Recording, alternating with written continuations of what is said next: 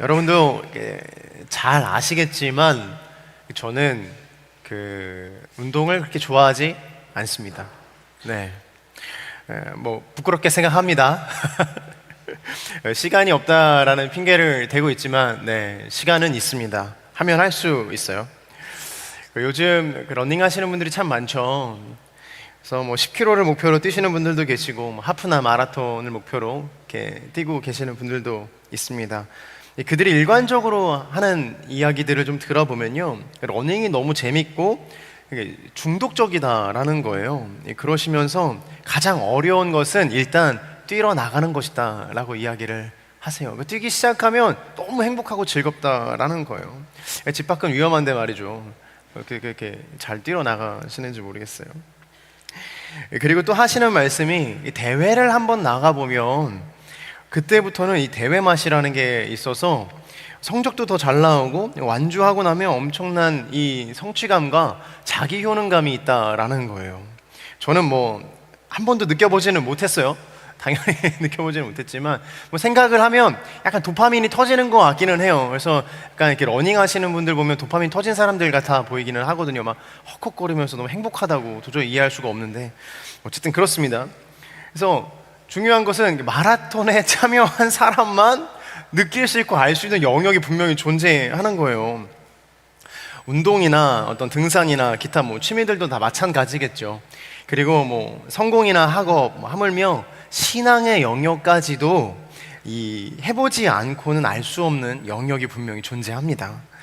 근데 이것을 알 수 있는 유일한 방법이 한 가지가 있는데 이미 그 경지를 경험한 사람들의 이야기를 주의 깊게 듣는 것입니다. 뭐 너무나 당연한 이야기겠지만 사실 간접적으로 체험할 수 있는 방법은 그 방법밖에 없는 거지 않겠습니까?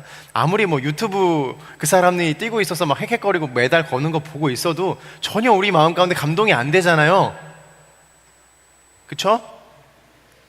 감동이 됩니까? 직접 뛰어서 내 목에 메달을 걸거나 아니면 내가 정말 어떤 뭔가를 성취를 이뤄야 진짜 큰 감동으로 다가오는 거예요.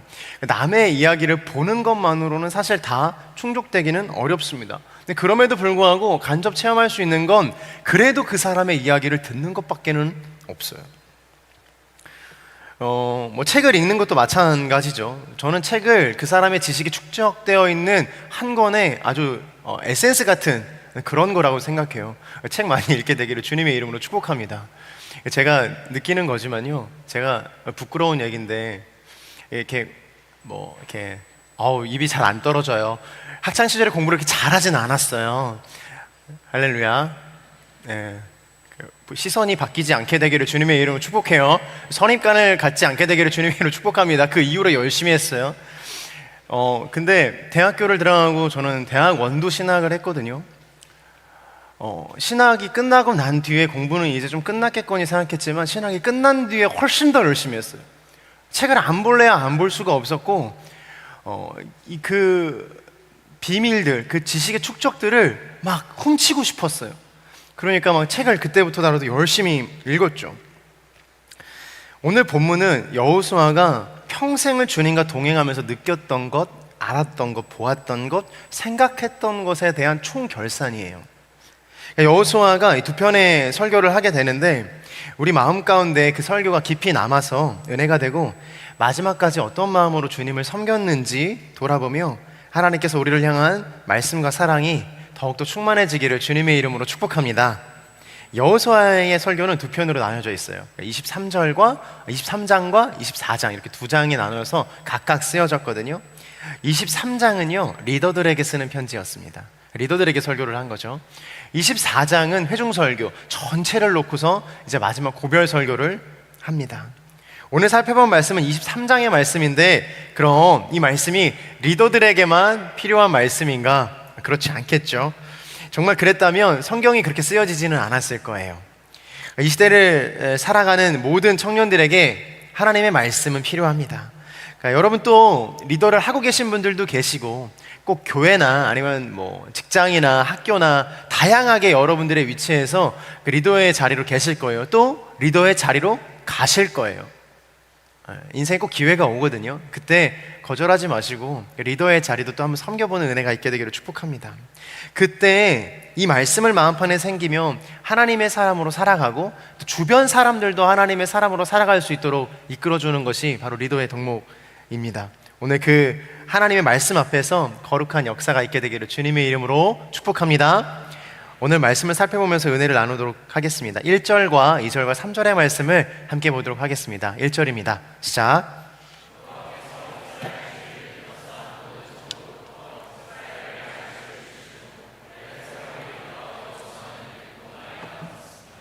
그는 온 이스라엘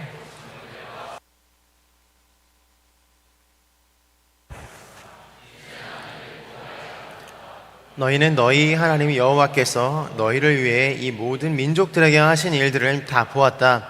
너희를 위해 싸우신 분은 너희 하나님 여호와시다. 함께 한번 따라해 주시겠어요? 시간이 지나도 기억해야 할 것이 있습니다. 여호수아와 이스라엘 백성들은요, 시간이 많이 지나고 이제 안식이 좀 찾아왔어요. 그리고 오랜 세월이 흘러 여호수아가 나이가 들었다라고 기록하고 있어요. 나이가 듭니다. 나이가 들어요. 저도 안 될 것 같았지만 벌써 내년이 내후년 이제 얼마 안 있으면 40이라는 진짜 제 인생의 이 나이 주님 이 숫자를 이야기해 될 때가 왔어요. 여기 지금 멘토님도 죄송합니다. 멘토님도 계신데 너무 저 개인적으로 너무 당황스럽거든요. 이제 곧 40살이라는 게 믿기지가 않아요. 여러분들도 오게 될 것입니다. 그렇게 되길 줄로 주님의 이름으로 축복합니다. 하여튼 뭐 여호수아가 이제 때가 된 거예요. 나이가 다 찼고 이제 시간이 많이 흘러서 하나님을 다시 이제 기억하고 되새기기 시작했어요. 그래서 장로들과 지도자들과 재판관들 이런 사람들을 불러다 놓고 이야기를 하기 시작해요. 첫 번째로 이야기하는 것은요, 여호와께서 너희를 위해 그리고 이 민족을 위해 하신 것을 너희가 보았다라고 기록하고 있어요. 너희가 보았다. 그러니까 다시 재확인시켜 주는 거예요. 그러면서 너희를 위해 싸우신 분이 계신데 바로 여호와시다라는 것이죠. 재밌는 것은요, 그러니까 내가 보았다라고 이야기하지 않아요. 누구보다 많이 본 사람은 사실 여호수아거든요. 누구보다 앞에서 누가 졸았는데 확 흔들어 깨우고 있었어요. 그러지 않아도 괜찮아요. 그러지 않아도 괜찮아요. 이게 제 잘못이에요. 제 잘못입니다. 네. 피곤할 수 있어요. 특히 우리 순장님들 피곤할 수 있어요. 괜찮습니다. 괜찮습니다. 재확인시켜 주는 거죠. 막 보았다라고 이야기하면서 너희가 보았다라고 이야기하면서 재확인시켜 주는 거예요. 사실 다 봤어요. 여호수아 다 봤는데 마치 여호수아는 안 본 사람처럼 이야기하거든요. 근데 여호수아가 사실 이렇게까지 이야기하는 데는 다 이유가 있습니다. 이스라엘 백성들과 리더들이 지독하게 하나님의 말씀을 듣지 않았거든요. 이 사람들 좀 청개구리 같은 사람들이었어요. 여호수아가 지금 과거를 생각해 볼 때 너무 답답한 거예요. 자기는 이제 수명이 다 되어가고 시간이 많이 흘렀음에도 걱정이 되는 거예요. 얘네들 지난 날을 좀 생각해 보니까 또 그럴 것 같다. 또 그럴 것 같다. 생각이 든 거예요. 그래서 이제 이 말씀을 읽는데 이렇게 생각이 들었어요. 야, 너도 봤지? 너 본 거 확실하지? 너 다 기억하고 있는 거 맞지? 네가 기억 안 난다고 이야기하는 거는 말이 안 돼. 기억하고 있는 거잖아. 우리 말 안 들어가지고 사람 죽고 말 안 들어가지고 전쟁에 실패하고 너 이거 다 기억나는 거지? 너 본 거다 라고 이야기하는 거예요. 그러니까 리더들이 딴소리 못하게 아예 그렇게 이야기를 하는 것이죠.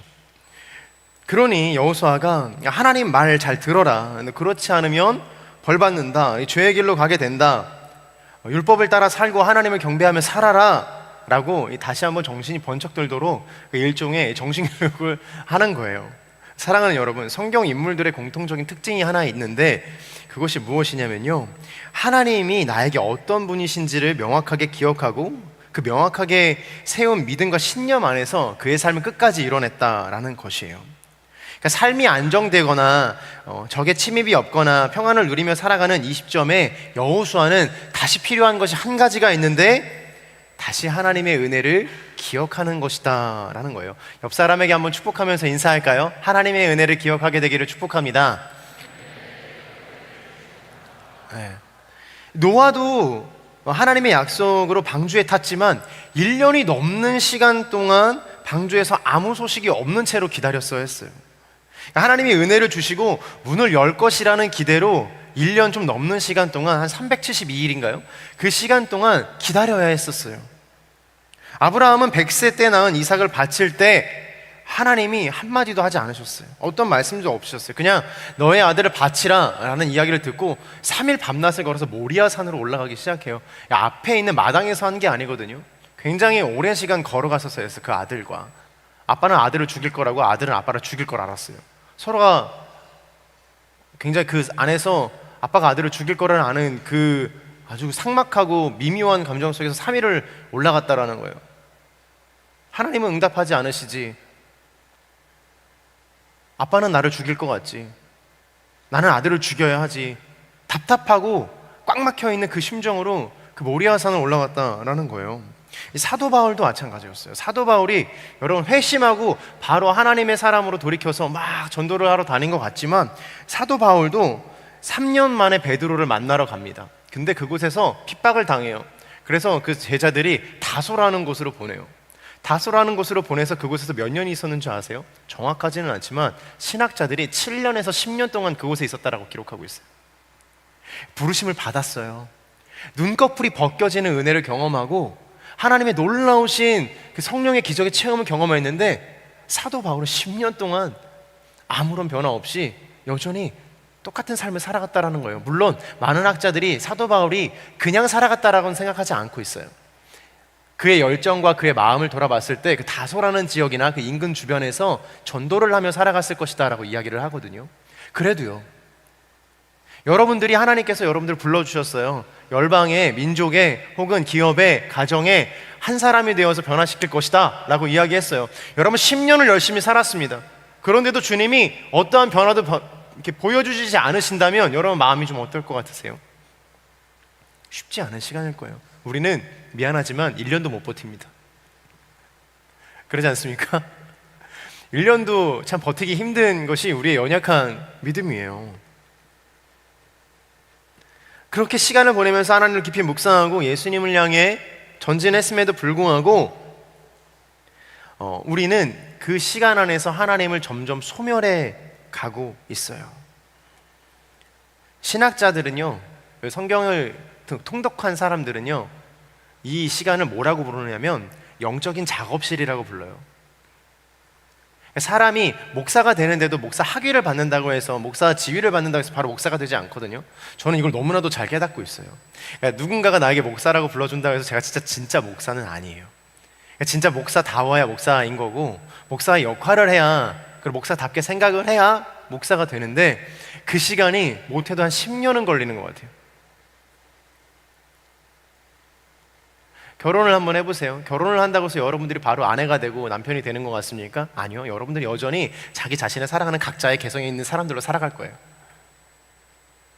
결혼을 한 순간부터 새로운 삶이 시작돼요. 결혼한 순간부터 새로운 이 방향으로 나아가게 되는 거예요.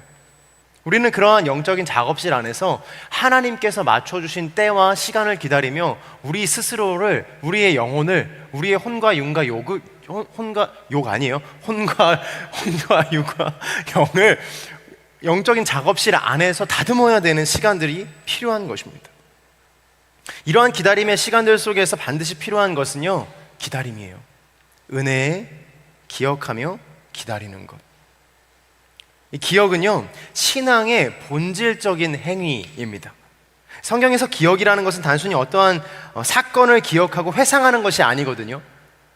하나님과의 맺은 언약을 기억하는 이 최초의 행동적인 신앙이라고 이야기를 하는데요. 이게 무슨 말이냐면요, 여러분, 우리가 여러 가지로 신앙의 행동을 많이 하잖아요. 예를 들어 어떤 사람을 구제한다든지, 찬양을 한다든지, 기도를 한다든지, 아니면 선한 마음을 품는다든지, 뭐 순장을 한다든지, 아니면 순원으로서 오늘 내가 순장의 말을 좀 귀 기울여 듣는다든지, 생명의 삶을 챙겨온다든지. 할렐루야. 챙겨온 사람? 알았어요. 챙겨온다든지 어떠한 그런 신앙의 행위들이 있는데, 그 신앙의 행위의 가장 근본적인 첫 번째 되는 행위가 무엇이냐? 바로 기억을 하는 행위다라고 이야기를 하는 거예요. 더 나아가서 어떠한 은혜와 사랑을 누가 부어주셨는지를 기억하는 것, 하나님을 떠올리며 나의 삶 가운데 나는 누구이며 어떤 삶을 살아야 하는지를 다시 세우는 영적인 행위라는 것이죠. 가장 기초적인 신앙적인 행동이 바로 하나님을 기억하는 것이에요. 이것은 단순히 회상하는 것이 아니라 하나님의 행위에 대한 자기 자신을 다시 참여시키는 거룩한 믿음의 행위라는 것이에요. 그러니까 기억을 하는 것만으로도 내가 거룩한 신앙의 행위를 하고 있는 것이에요. 그러니까 여러분이 삶 가운데, 여러분의 인생 가운데 하나님께서 어떻게 행하셨지를 기억하는 것만으로도 신앙의 행위, 믿음의 행위를 하고 있는 것이에요. 단순히 찬양을 막 열심히 하고, 어제 막 토요일 날까지 막 열심히 기도했잖아요. 물론 그러한 것도 신앙의 행위지만 그 시간들을 못 갔는데 그냥 하나님께서 나에게 은혜를 주셨고, 하나님 나에게 너무나 이 삶을 하나님이 이끄시며 하나님이 도우심을 입고 있다, 나의 인생 가운데 주님이 계시다라는 것을 생각하고 이야기하고 입술로 선포하는 것만으로도요, 신앙의 행위다라고 이야기하는 것이에요. 신명기서를 보면요, 신명기의 요지는 기억하라입니다. 기억하라. 무엇을요? 하나님의 은혜를 잊어버리면 정체성이 흔들리고 결국 하나님을 떠나는 방향으로 너는 흘러갈 수밖에 없다라고 이야기하는 거예요. 이것을 기억하라라는 것입니다. 사랑하는 여러분, 은혜를 기억하는 것은 하나님을 사랑하는 첫 번째 표현인 것이에요. 그러니까 너 사랑의 표현 좀 해봐. 너 나 사랑해? 너 나 정말 좋아해? 좋은 것도 사주고 막 이렇게 하는 거지만, 자매님들 가장 행복할 때가 언제예요? 여러분들의 이야기를 잘 기억해 줄 때 아니에요? 물질 만능주의에 살아가고 있는 이 사람들. 그럼 진짜 아니에요? 그런 거잖아요. 작은 소소한 거 하나에 빨리 끄덕이세요. 주위에 남성들 많이 있으니 빨리 끄덕이세요. 네, 그런 거잖아요. 작은 것을 기억해 줄 때 사랑을 느끼고, 작은 것을 기억해 줘서 나에게 무엇인가라도 해주는 것을 행복해하는 것이잖아요. 그 작은 것이 물론 루이비통 가방일 수도 있고 샤넬 가방일 수도 있겠지만 어쨌든 기억해 준다는 게 굉장히 행복한 일이에요. 아우구스티누스는요, 인간의 영혼 구조를 기억과 이해와 의지로 보았어요. 그러니까 하나님을 아는 지식은 기억의 은혜 안에서 유지되고, 그 기억은 또 사랑으로 불타오른다라고 이야기를 하는 것이에요. 즉 은혜를 잃어버리는 것은 사랑의 근원을 잃어버리는 것과 마찬가지인 것이에요. 그러니까 사랑을 잃어버린 자들이 계십니까? 주님이 당신을 사랑하시는지, 혹은 당신이 주님을 사랑하는지 잃어버린 사람들이 있습니까? 오늘 주님의 이름으로 축복합니다. 하나님과 맺은 언약 안에서 그 은혜를 다시 기억하게 되기를 주님의 이름으로 축복합니다.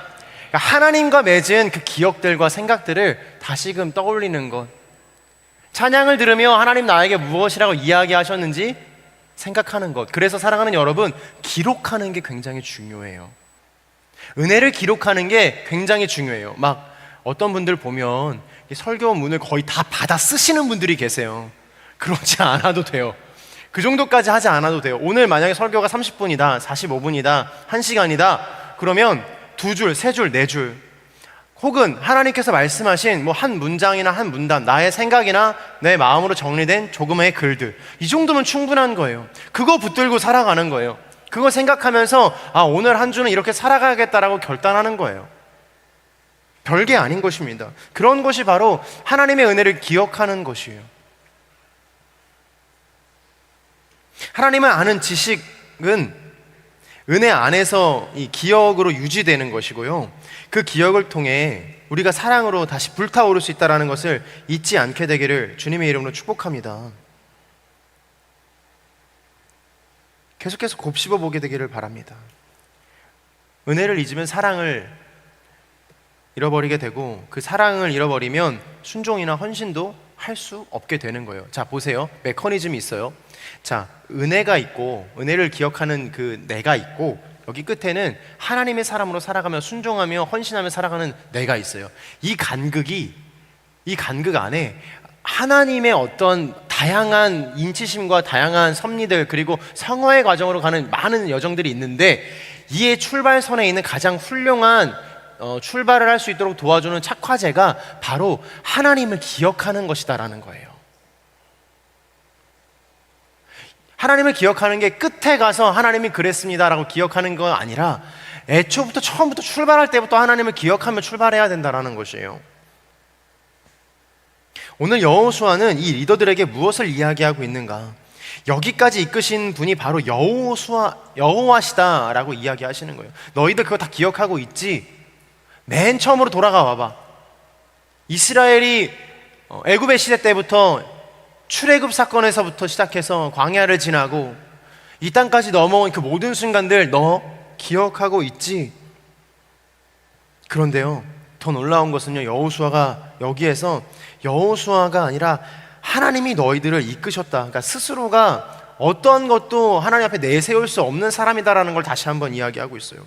우리를 위해 싸우신 분이 여호와시다라고 이야기하는 거예요. 생각해 보세요. 분명 여호수아도 공이 있었거든요. 정탐꾼으로 갔다 온 사람이었고, 그리고 끝까지 주님 앞에서 헌신하며 이 사람들을 가나안 땅으로 이끈 사람이었어요. 근데 이 여호수아가 마지막 때에 자기의 공을 하나도 높이지 않고 다 여호와께서 하셨다라고 이야기하는 거예요.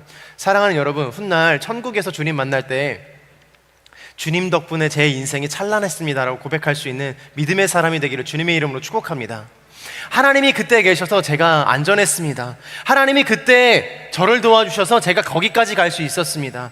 하나님, 제가 그 어려운 시절에 다른 거 의지하지 않고 하나님만 향해 쫓아가며 하나님을 향해 달려갈 수 있었던 것 다 하나님의 은혜입니다 라고 고백하게 되기를 주님의 이름으로 축복해요. 사랑하는 여러분, 여러분들이 성공을 하던 누군가에게 존경을 받던, 아니면 명예로운 자리에 가던, 아니면 하물며 작은 것에 칭찬을 받거나 작은 것의 수고에 대한 감사의 표현을 받게 된다면 꼭 하나님께 영광 돌리는 거룩한 습관이 있게 되기를 주님의 이름으로 축복합니다. 하는 거예요. 야, 너 진짜 훌륭하다, 너 잘했다. 주님께 영광.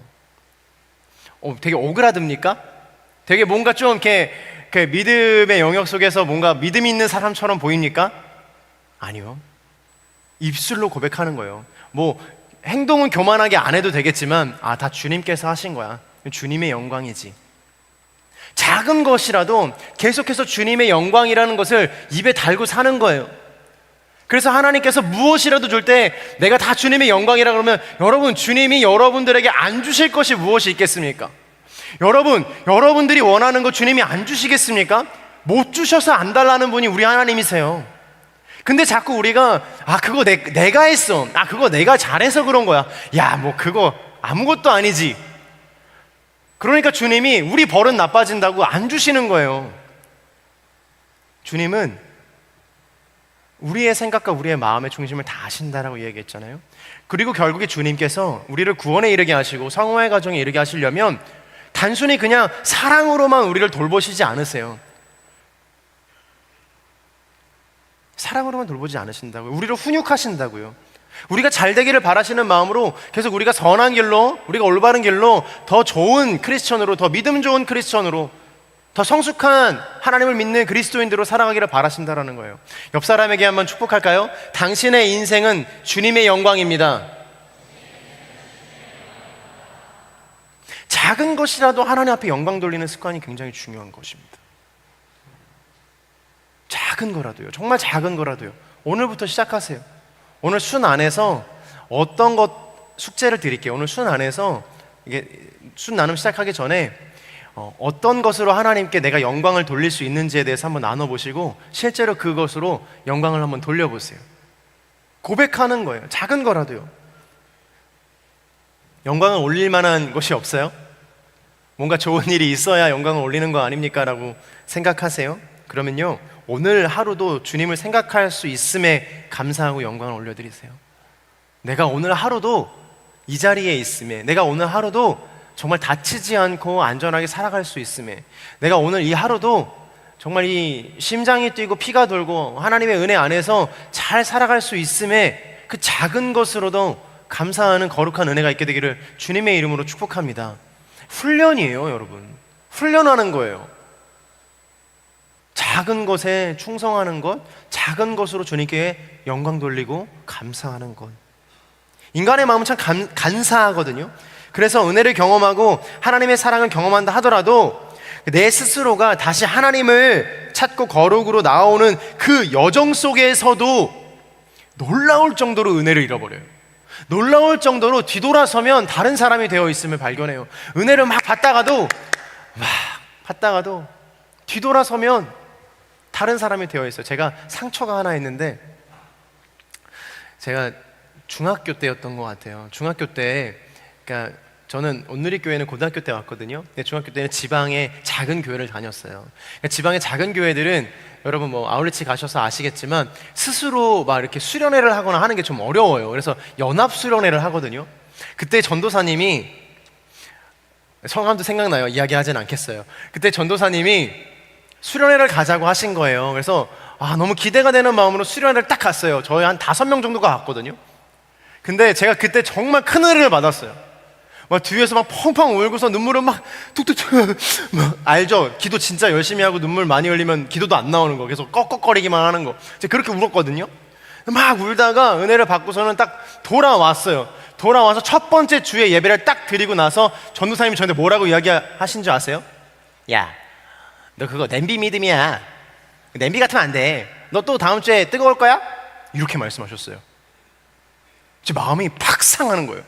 냄비 믿음 말고는 내가 지금 뜨거운 건 뜨거운 건데 왜 그거를, 내가 식어질 거를 계산하면서 나를 정죄하는가? 지금 어디서 그분이 뭐하고 계시는지는 이미 조사하거나 알아보려고 하지도 않고 있어요. 마음이 상할 것 같아가지고. 저 그런 상처가 있거든요. 사랑하는 여러분, 어제 뜨겁고 오늘 차가웠어도 다시 뜨겁게 되는 은혜가 있게 되기를 주님의 이름으로 축복합니다. 상관없는 거예요. 내가 은혜 받았던 기억을 가지고 있는 것, 내가 하나님 앞에 하나님을 뜨겁게 사랑했던 그 기도의 순간들과 찬양의 시간들과 하나님 앞에 나아갔던 모든 시간들이 나의 기억 안에 있다면, 사랑하는 여러분, 그 기억은요 예수님이 거하는 성전인 것이에요. 그 기억은요 예수님이 거하시는 곳인 거예요. 거기로 가야죠. 그러면 거기로 가서 하나님과 대화하고 이야기하고 하나님의 은혜를 누려야죠. 은혜를 잊어버린 인생은 불순종의 뿌리가 됩니다. 시편의 수많은 구절 중에 반복되는 것은 하나님의 은혜를 잊지 말라라는 말이에요. 다윗도 이 시편의 고백에서 계속 하나님께서 나에게 어떤 은혜를 주셨는지에 대해서 이야기하면서 그걸 찬양으로 바꾸거든요. 여러분 그거 아세요? 시편의 80% 이상이 고난을 당하거나 생명의 위협을 느낄 때 쓴 찬양들이에요. 그러니까 행복할 때 쓴 게 시편이 아니라는 거예요. 감사시라도 생명이 위태로울 때 쓴 것이고요, 고난의 시라도 정말로 고난의 때, 생명의 위협이 있을 때, 다윗을 죽이려고 사울이 달려들 때 쓴 시라는 거예요. 그때의 시들을 읽어보면 막 원망하는 말들도 엄청 많아요. 그러나 다윗이 진짜 영악한 게 마지막은 꼭 하나님 영광을 올려드립니다, 주님께서 다 하실 줄로 압니다 라고 끝내요. 그러니까 하나님이 막 그 기도를 들으면서 부담이 되시겠죠. 얘가 뭔가 좀 아는 것 같은데. 알았던 거예요. 고난을 뛰어넘는 방법이, 이 상황을 뛰어넘는 방법이 하나님께서 주신 것을, 하나님의 은혜를 기억하는 것임을 다윗은 알았어요.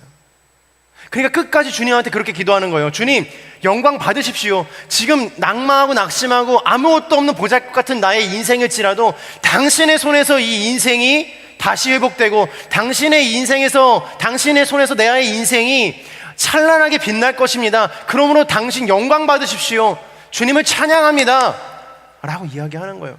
주님이 이 기도 들으시고 여러분들의 인생을 안 쓰시겠습니까? 웃기는 소리 하고 있네, 그렇게 하면서 무슨 영광을 받아, 이렇게 이야기하실 것 같으세요? 아니요, 절대 그렇지 않으십니다.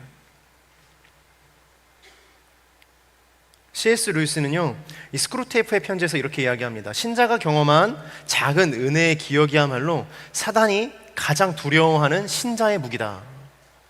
우리에게 두 가지 무기가 있어요.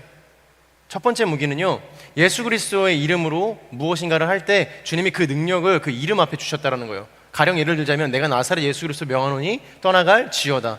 이게 주문처럼 보이지만 사실은 그 이름의 능력을 의지하는 마음에서 나오는 거거든요. 그러니까 어떠한 순간, 여러분들 제 믿음으로 축복합니다. 혹시 가위 눌리는 분 계십니까? 혹시 여러분의 그 마음 상태에서 굉장히 두렵고 떨리는 분들 계십니까? 우울한 분들 계십니까? 믿음으로 선포합니다. 나사렛 예수 그리스도로 명하노니 다 끊어질지어다. 저는요, 잠자면서도 이 나사렛 예수 그리스도로 명하노니 떠나갈지어다를 해요. 그러니까 악몽은 꾸지 않는데 가끔 귀신 꿈을 꿀 때가 있어요. 그러니까 이게 막 귀신이 나타나서 저를 괴롭히고 막 가위를 이러지 않거든요. 그러니까 무엇인가 꿈을 꿨는데 그것이 귀신이라는 것이 생각될 때가 있어요. 저는요, 그때 정말 감사한 건 주님이 그때마다 주님 저는 이 고백을 늘 해요. 꿈속에서도 해요. 그러니까 제가 얼마나 많이 하는지 아시겠죠? 그 정도로 입에 달고 살아야 되는 거예요. 내가 무의식 중에라도 나의 인생에, 나의 영혼에 위기가 찾아오면 주님의 이름, 나사렛의 이름을, 예수 그리스도의 이름을 부를 수 있어야 된다는 것이죠. 그 이름의 능력이 있으니까. 그것이 우리의 무기거든요. 또 한 가지는 감사라고 이야기했어요. 감사는 사단의 모든 계략을 끊어요. 틈바구니를 주지 않는 거예요. 근데 감사할 수 있는 능력은 어디서 와요? 하나님의 은혜를 기억하는 데서 와요. 사단이 우리를 범접할 수도 없는 그런 존재라는 거예요. 여러분, 이 영적인 진리를 체험하게 되기를, 알게 되기를 주님의 이름으로 축복합니다. 그러니까 어려서부터 여러분 그런 좋지 않은 곳에 다니지 마세요. 클럽이나 그런 유흥이나 방탕한 곳에 가지 마십시오. 스스로를 정결하게 하고 스스로를 주님 앞에 깨끗하게 내어놓을 수 있는 것, 거기서 출발하는 거예요. 그리고 나사렛 예수 그리스도의 이름으로, 그리고 영광을 올려드리고, 그리고 주님을 기억하고 감사로 무장하고, 사단이 여러분들을 넘어뜨릴래야 넘어뜨릴 수가 없는 거예요. 근데 아이러니하게도요, 고난이나 아픔이나 상처는 하나님께 나아가기도 하지만 사단이 즐겨 쓰는 무기이기도 해요. 그렇지 않습니까? 늘 고난이나 아픔이나 상처나 이 쓰디쓴 이 내 마음들이 늘 하나님을 향해 있지는 않아요. 이것 때문에 내가 하나님을 떠나기도 하고 사단의 유혹에 넘어가기도 해요. 나는 외로워서 그래. 나는 어쩔 수 없어. 뭘 어쩔 수가 없습니까? 그렇지 않습니다. 그 고난의 앞에서, 그 양 갈래로 찢어지는 아이러니 앞에서 우리가 취할 수 있는 것은 무엇인지 아세요? 하나님을 기억하는 것, 하나님께서 나를 얼마나 사랑하시는가 다시 한번 그 기억함으로 마음을 지키는 것, 신뢰하는 것, 그 작은 열쇠가 고난의 끝을 결정하는 거예요. 히브리서의 저자도 기억을 통해 믿음을 지킨다라고 이야기하고 있습니다. 히브리서 10장 32절을 보면 여러분은 빛을 받은 후에 고난 가운데 큰 싸움을 이겨낸 지난 날들을 기억하십시오 라고 기록해요. 사랑하는 여러분, 우리는요 지난 날들을 돌아보면 큰 싸움을 이겨낸 사람입니다. 그렇지 않습니까? 옆 사람 한번 보세요. 큰 싸움 이겨낸 사람처럼 보이세요? 믿음으로 선포해 주십시오. 당신은 큰 싸움을 이긴 장수와도 같은 사람입니다.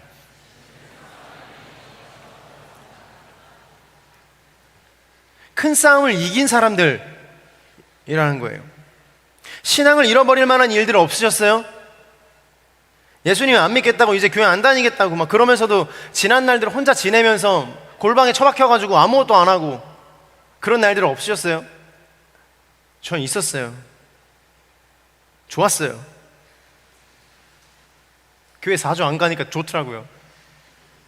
대표 MC 할 때였어요. 충격적이죠. 그래서 제 학창 시절이나 유년 시절을 아시는 선배 목사님들은 제가 여기서 목회하고 있는 것을 보면서 굉장히 놀라워하세요. 예수님 살아계시다라고 아마 생각하실 거예요. 아픈 시절들이 누구에게나 다 있어요. 우리는 그 시절들을 다 건너갈 거고 건너왔으며 영적으로 내가 느끼지는 못하겠지만 그 큰 싸움을 이겨내고 지금 이 자리에 앉아 있는 거라는 거예요. 사단의 계략에 빠지지 않고 하나님의 은혜를 기억하며 그 품으로 돌아온 것입니다. 다시 예배를 드리기로 결단하신 분들 주님의 이름으로 축복합니다. 여러분들은요, 큰 싸움을 이기신 분들인 거예요. 그냥 내가 삶이 힘들어서 이제 주님 한번 만나봐야겠다, 다시 돌아가야겠다라고 생각할 수 있겠지만 여러분들 큰 싸움을 이기신 거예요. 사단의 전쟁에서 크게 승리하신 것이에요. 얼마나 싫어했겠어요. 얼마나 사단이 여러분들 교회 오는 거 얼마나 싫어했겠어요.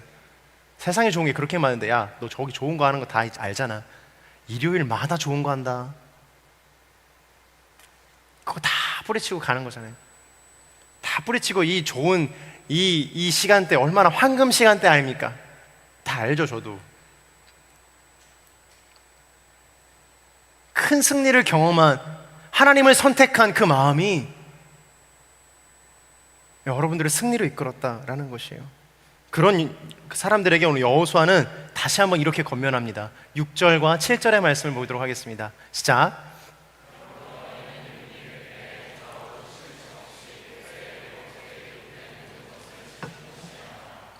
너희 가운데 남아있는 이 민족들과 뒤섞이지 말고 그 신들의 이름을 입에 밖으로 내지도 말라. 그들의 이름으로 맹세하지도 말라. 또 그들을 섬기거나 그들에게 절하지도 말라. 한번 따라해 주시겠어요? 끝까지 하나님의 사람으로 살아남는 힘. 여호수아는요, 다시 한번 공동체 리더들에게, 공동체 회원들에게 이야기합니다. 권면합니다. 요새의 율법책에 기록된 모든 것을 지키고 이행해라. 그리고 너희 가운데 아직 남아있는 이 민족들과 섞이지 말라. 그들의 신들의 이름을 입 밖에도 내지 말고 그 이름으로 맹세하지도 말라. 섬기거나 절하지도 말라. 이렇게 이야기해요. 근데 여기서 주목해야 될 문장이 하나 있는데 바로 7절에 나오는 너희 가운데 남아있는 이 민족이라는 것이에요. 너희 가운데 남아있는 이 민족. 그러니까 이스라엘이 가나안 땅을 정복하고 어느 정도 안정과 평안을 누리고 있었지만 그 땅 안에는 여전히 하나님을 믿지 않고 다른 신들을 섬기는 사람들이 함께 살아가고 있었어요. 여러분 잘 생각해 보세요. 정복을 했어요. 피를 부르는 전쟁을 했어요. 근데 일부 사람들이 아직 정복되지 않고 죽지 않고 계속 자기의 신들을 섬기며 우상을 섬기며 살아간다고 보세요. 이거 어떤 상황이랑 비슷해요? 여러분들의 개인의 삶에서 신앙으로 승리했다라고 생각되는 그 지점 속에서, 직장과 환경 속에서 여전히 예수 그리스도 믿지 않고 나의 힘으로 살아가겠다라고 이야기하는 사람들과 똑같은 거예요. 그 사람들 예수 그리스도 모를까요? 알걸요? 그럼에도 불구하고 여전히 세상에 거하는 사람들이 예수 그리스도가 없다라고 끝까지 목이 굳은 사람들로 살아가고 있어요. 그러면 우리가 그때 드는 퀘스천이 하나 있어요. 뭘까요?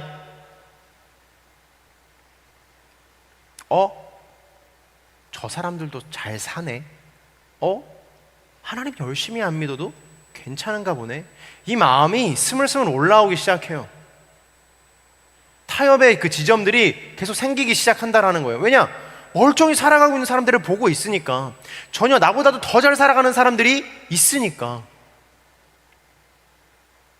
내 마음에 용납이 안 되는 거예요. 여호수아는요, 바로 그 지점에서 신앙적으로 경계하라라고 이야기하는 거예요.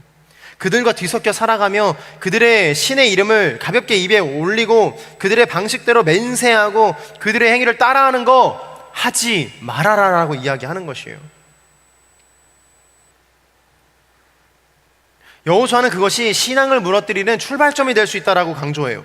그래서 그들의 신들의 이름조차 입 밖에 내지 말라라고 이야기하는 것입니다. 제가 이거를 어떤 표현인가 좀 생각해 봤어요. 이게 무슨 말일까? 우리가 뭐 그렇다고 해서 막 알라가 대단하다 뭐 이렇게 이야기하고 다니지 않잖아요. 절에 가겠다 막 이러면서. 저리 막 보니까 막 코도 크시고 귀도 크시고 막 인자하시네 막 이러면서 잘생기셨어 이러면 따라가지 않죠. 그럼 전혀 우리 안 그러잖아요. 여러분들이 우상의 이름을 입에 올릴 일이 뭐가 있습니까? 어떤 게 있을까요? 우리 이런 말 잘하지 않아요? 나 돈이 좀 있었으면 좋겠어. 내가 조금만 더 명예가 있었으면, 내가 조금만 더 힘이 있었으면, 내가 조금만 더 무언가 가진 게 있었으면 너 정도는 아무것도 아닐 텐데, 내가 이 상황은 좀 내가 벗어나 볼 수 있을 텐데, 내가 이러한 수치는 당하지 않았을 텐데. 진짜 적군은요, 자신의 이름을 가리는 법이에요. 내가 막 사단에게 붙잡혀가지고 막 알라가 위대하다 막 이런 얘기를 하는 게 진짜 우상의 섬김입니까? 아니잖아요. 돈을 사랑하는 마음, 사람을 사랑하는 마음, 자기 자신을 의지하는 마음, 아주 교묘하게 우리 안에 이미 침투해 들어있고, 심지어 우리는 그것을 자주 이야기해요. 정죄하는 말들과 판단하는 말들과 내 자신, 내 인생을 비난하는 말들과 비판하는 말들 서슴지 않고 스스로에게도 하고 남에게도 하지 않습니까? 이것이 잘못됐다라고 이야기하지 않습니까? 그거를 하지 말라라는 거예요. 하나님만 바라보라라고 이야기하는 것이에요. 이것은 단순히 세상과 완전히 분리돼서 살아가라라고 이야기하는 것이 아닙니다. 세상이 주는 만족이 소용없다고 이야기하는 것이 아닙니다. 우리는 세상과 전혀 분리되어 살아갈 수 없어요. 어떻게 그러겠습니까? 저도 좋은 게 좋습니다. 맛있는 거 좋아합니다. 좋은 것이 필요할 때가 있습니다. 살다 보면 그럴 때가 있어요. 그러한 것 자체가 잘못됐다라는 게 아니라, 그러한 진짜 문제는 세상 속에 머물며 세상과 구별되지 못하고 빛의 정체성과 소금의 맛을 잃어버린 그저 흐릿해져 버린 삶이 문제다라는 것입니다. 여호수아는 바로 그 부분을 경고하는 거예요. 너희가 이제 평안했으니, 너희가 이제 믿음이 좀 있는 것 같으니, 너희가 이제 하나님 안에서 아무것도 할 게 없으니 그럼 너희는 무엇을 해야겠느냐? 넘어질까 염려하라라는 것입니다. 믿음 있는 사람들이요, 신앙을 먼저 가진 사람들이요, 넘어질까 염려하게 되기를 주님의 이름으로 축복합니다. 우리는 주님 앞에서 겸손해야 돼요. 우리는 주님 앞에서 언제나 엎드릴 수 있어야 돼요. 내가 남보다 더 낫다라는 마음을 내려놓고 당신이 나보다 더 낫다라는 그 겸손으로 서로를 사랑하고 배려하며 축복하며 하나님의 사람으로 살아갈 수 있도록 서로를 복돋아야 되는 거예요. 왜? 그게 하나님이 가르쳐 주신 사랑이니까요. 그게 하나님께서 가르쳐 주신 하나님 사랑과 이웃 사랑을 실천하는 방법이니까요. 세상 속에서 살되 세상과 뒤섞여 그 색깔을 잃지 말라, 이것을 이야기하는 것입니다. 끝까지 하나님의 사람으로 살아가기 위한 가장 중요한 힘, 색깔을 잃어버리지 않는 것, 맛을 잃지 않는 것, 내 입술에서 주님을 향한 영광과 주를 향한 기도와 그 은혜를 떠나보내지 않는 것, 그것이 여러분들의 인생을 살아가는 힘입니다. 할렐루야. 물질이, 인간관계가, 성적이, 성공이, 학업이, 취업이, 이것이 여러분들의 힘이 되는 순간 여러분들 그거 잃어버리면 어떡하실 겁니까? 그거 못 얻으시면 여러분들 어떡하실 겁니까? 위태롭게 그럼 살아가실 겁니까? 여러분들의 시선과 여러분들의 목적은 어디에 있습니까? 이 마지막 때 붙잡아야 될 한 가지는 도대체 어디에 있습니까? 사랑하는 여러분, 하나님을 끝까지 신뢰하고 사랑하는 것인 줄로 믿습니다. 흐리뭉텅해 보이고 보이지 않아도 여전히 여러분들의 마음 안에 하나님을 사랑하는 마음이 있어요. 저는 확신합니다. 그러니까 여전히 이 자리에 있는 거예요. 주님께서 부르신 거예요. 여러분이 세상 사람들 때문에, 혹시 믿지 않는 사람들 때문에 어려움을 겪으실 때가 있습니까? 그 사람 때문에 여러분들이 소금의 역할을 할 수 있는 것입니다. 그 사람 때문에 여러분들이 사랑의 매개체 역할을 할 수 있는 것이에요. 9절과 10절의 말씀을 볼까요? 9절과 10절입니다. 시작.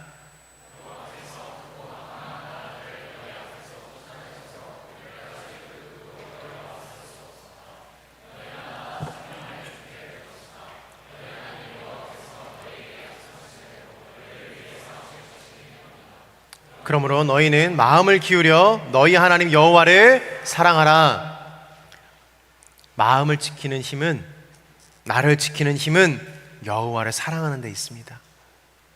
마음에 이렇게 손 한번, 가슴에 손을 얹어 주시겠어요? 나는 여호와를 사랑합니다. 눈 한번 감아 보시겠어요? 나는 하나님을 사랑합니다. 하나님도 나를 사랑합니다. 내가 느껴지지 않지만,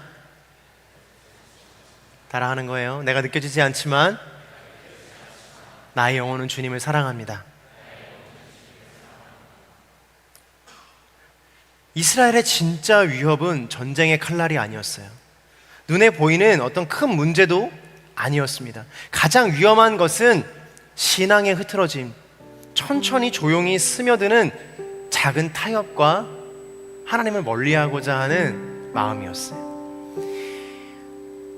사람은 큰 일 앞에서는 깨어 있어요. 큰 사건 앞에서는 명확하게 깨어 있어요. 어디로 가야 할지 명확해요. 지금 내가 이 고난을, 이 시간을, 이 시기를 어떻게 타개해야 될지 무릎 팍 꿇고 나 죽었어 하며 하나님 앞에 나아갑니다. 그러나 아무도 모르게 조금씩 방향이 틀어질 때는 자기 자신도 모를 때가 있어요.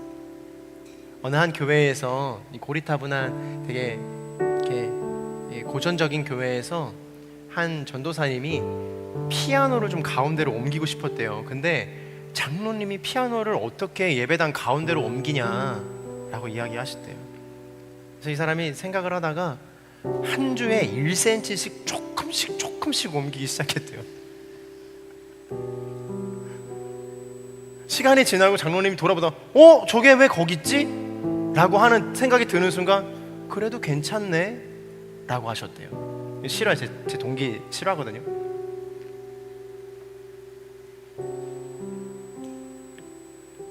반대로 생각하면 우리의 마음도 언제나 1cm씩 멀어질 수 있는 거예요.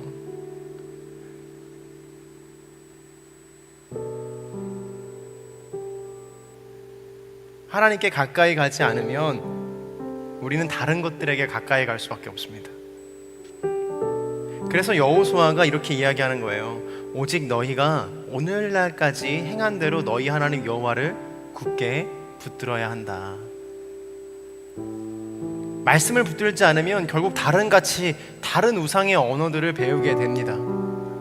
말씀이 내 안에 중심이 되지 않으면, 말씀이 내 행동과 내 말과 내 생각의 기준이 되지 않으면 여러분 다른 거 붙들게 돼요. 왜냐?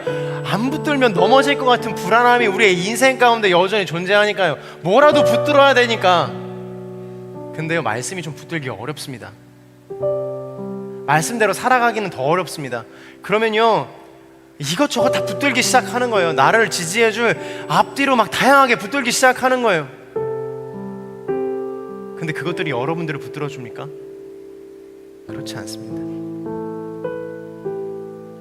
신앙은 그냥 두면 유지되는 것이 절대 아닙니다. 붙들지 않으면 흘러가고 빼앗기고, 새롭게 하지 않으면 무너지고, 지키지 않으면 정복당합니다. 그래서 끝까지 하나님의 사람으로 살아가는 힘은 환경에서 오지 않습니다. 상황에서 오지 않습니다. 어디서 오냐고요? 방황에서 옵니다. 고난에서 옵니다. 그리고 그것을 어떻게 이겨냈는지에 대한 기억에서 옵니다.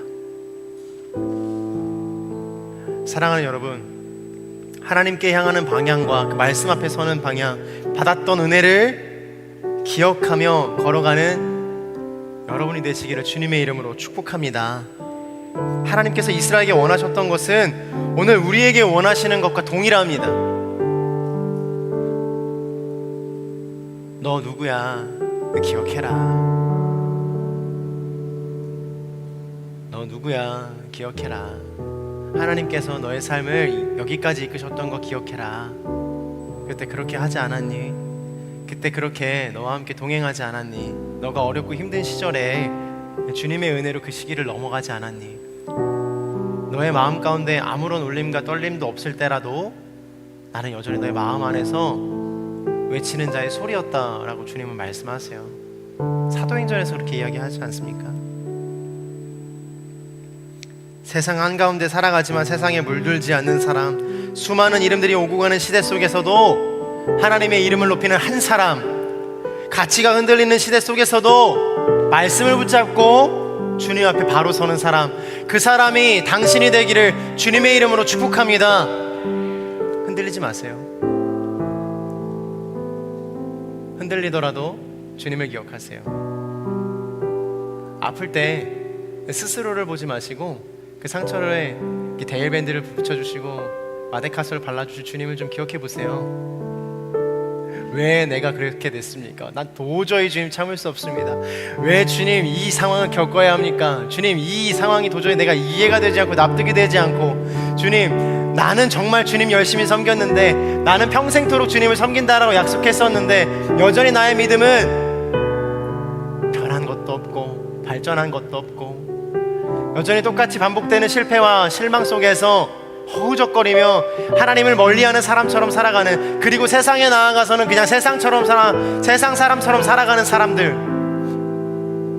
교회에서는 할렐루야를 외치지만 세상에서는 남을 비난하고 힐난하며 낙심하게 만드는 말들을 하고, 분리되지 못하고 거룩으로 살아간다고 이야기했지만 당장 내일 모레 술 마시자라는 약속들과 어디 가자라는 그 약속들과 그 약속을 뿌리치지 못해서 노라고 말할 수 없어서 나는 괜찮아, 나는 시간이 없어, 그냥 그런 이유로 아무것도 하지 못하는 그런 연약한 인생들이 아니라, 나는 예수 그리스도 때문에 그것을 하지 않는다, 나는 예수 그리스도 때문에 주님이 내 삶으로 영광 받으시기 때문에 나는 그것을 할 수 없다라고 이야기하는 하나님의 사람들. 여호수아는요 오늘 그걸 이야기하고 있는 거예요. 사랑하는 여러분, 평안의 시대에 살고 있습니까?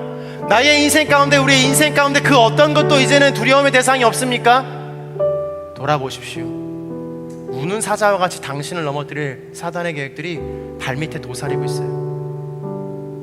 깨어 기도하지 않으면, 깨어 말씀 보지 않으면, 주님 앞에 엎드리지 않으면, 나의 삶을 돌아보지 않으면, 미안한 얘기지만 누구도 넘어져요. 목회자는 왜 넘어지겠습니까? 저도 그게 제일 두렵습니다.